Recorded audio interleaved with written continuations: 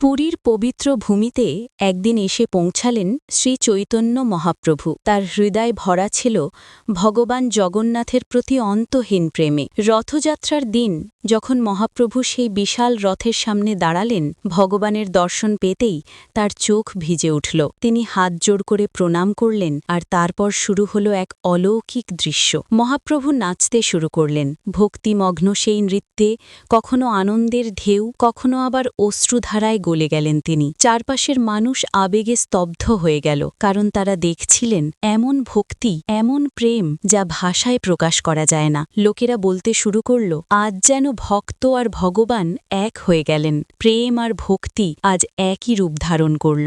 সেই মুহূর্তে পুরীর বাতাস ভরে উঠেছিল নাম সংকীর্তনে। ভগবানের রথ এগোচ্ছিল, আর মহাপ্রভুর অশ্রু যেন ভক্তির স্রোতের মতো গড়িয়ে পড়ছিল তার গাল বেয়ে। এই গল্প আজও আমাদের শেখায়, যেখানে সত্যিকারের ভক্তি থাকে সেখানে ভগবান নিজেই এসে হৃদয়ে আসন নেন।